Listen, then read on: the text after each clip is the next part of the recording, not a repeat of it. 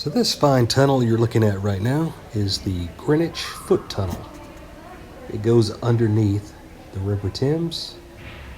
And the amazing part is when it was built. This project was started in 1899 and finished around 1902. Queen Victoria actually opened the tunnel. So what you're looking at now is the same route Queen Victoria walked in 1902 when the tunnel was opened. Now this tunnel replaced a ferry that went across in this spot and that was noted as being unreliable and fairly expensive. It gave folks the ability to go across the river without using a bridge and without having to pay any money. This is a free tunnel even today. So this tunnel is about 1,200 foot or so long, and the inner diameter is about 9 foot. It's a cast iron tube that's coated with concrete and has white ceramic tiles on the outer portion. At its deepest point in the center, I believe it's about 50 feet deep.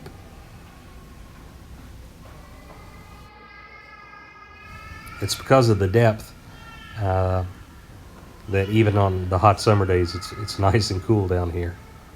So it's a good place to beat the heat during the summer.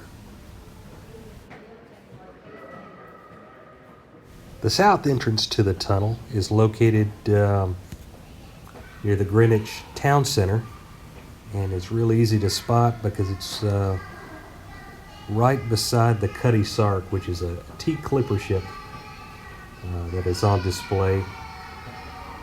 That's actually on land, on display, and that's one end of it. And on the other side, you come out in Island Gardens, which is a nice park with a good scenic overlook across the river to some of the architecture on the other side. It's on the southern tip of the Isle of Dogs and is near Canary Wharf.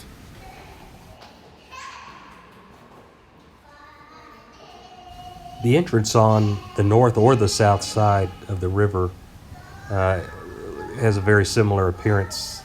It's a red brick round structure and looks like this.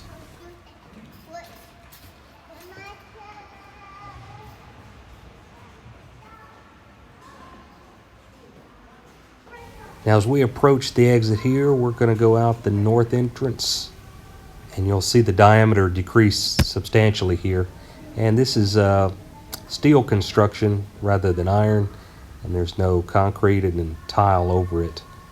This is repair from World War II bomb damage, and it's a little bit different than the other side, or anywhere else in the tunnel for that matter. Here's the lift going up. You can see the outside here on the north end. We're by the River Thames as we come out.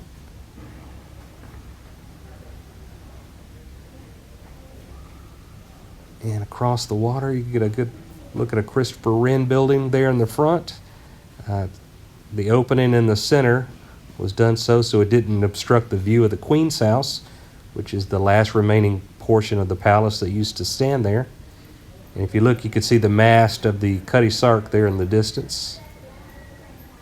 And this is the River Thames. And a pretty neat thing to see if you're in the Greenwich area, which is the east side of London.